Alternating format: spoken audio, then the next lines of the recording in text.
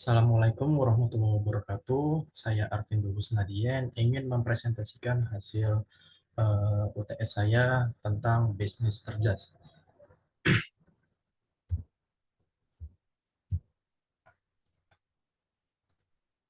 Nah, di presentasi kali ini ada 4 tahapan presentasi. Yang pertama yaitu mengenai definisi bisnis cerdas, menjelaskan bisnis cerdas itu seperti apa. Yang kedua, manfaat bisnis cerdas, menjelaskan seperti apa manfaat bisnis cerdas. Yang ketiga ada peran bisnis cerdas, dan yang keempat ada cara kerja bisnis cerdas. Nah, kita masuk ke tahapan pertama, yaitu definisi bisnis cerdas. Bisnis cerdas atau business intelligence merupakan sebuah proses pengolahan data pasar menjadi sebuah insight yang berguna bagi perusahaan dalam menentukan strategi pengembangan bisnis. Perusahaan bisnis intelligence ditujukan untuk menjalankan bisnis di masa depan dan cocok untuk perusahaan berskala besar. Data yang dikelola oleh business intelligence bersumber dari operasi bisnis di masa lampau dan sekarang. Tujuannya untuk mendapatkan wawasan strategi bisnis yang akan dijalankan di masa kini. Sehingga pengolahan data yang dilakukan dengan business intelligence berguna untuk mendapatkan informasi mengenai hal yang terjadi pada pengoperasian bisnis di masa lampau, keadaan ini yang sedang berlangsung, dan penyebab keseluruhan situasi perusahaan tersebut. Nah, pentingnya business intelligence bagi perusahaan. Yang pertama ada analisis. Perusahaan memerlukan analisis untuk mengetahui keadaan. Yang kedua ada yaitu mencari data. Business intelligence diterapkan agar dapat menemukan data yang aktual berdasarkan bisnis. Yang ketiga itu bersaing. Business intelligence merupakan wawasan yang penting dalam bersaing, sehingga kita sangat perlu yang namanya business intelligence. Nah, 5 manfaat bisnis cerdas. Yang pertama yaitu memperoleh kejelasan data, yang dimana business intelligence dapat membantu perusahaan memperoleh data yang jelas, terpercaya, dan berguna untuk bisnis.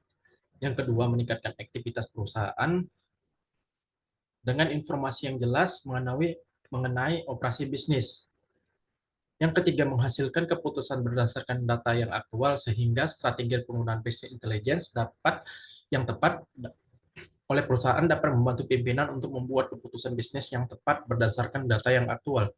Yang keempat yaitu meningkatkan customer experience, suatu prioritas dalam meningkatkan customer experience agar mendapatkan insight yang positif. Dan yang terakhir yaitu efisiensi biaya.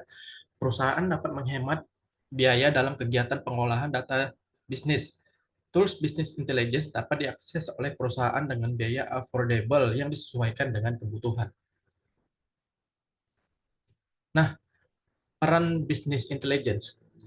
Peran bisnis intelligence dalam pengembangan bisnis perusahaan ini berkaitan dengan pengolahan data untuk menilai bisnis yang saat ini sedang berjalan. Nah, di sini ada mengumpulkan data. Business intelligence berperan dalam mengumpulkan data yang dibutuhkan perusahaan terkait bisnis seperti data, produk, kompetitor, konsumen, dan tren. Data tersebut akan disimpan di dalam sebuah database yang dapat digunakan di departemen yang membutuhkan. Dan ada analisisnya. BI juga melakukan analisis terhadap data untuk membantu pengambilan keputusan bisnis.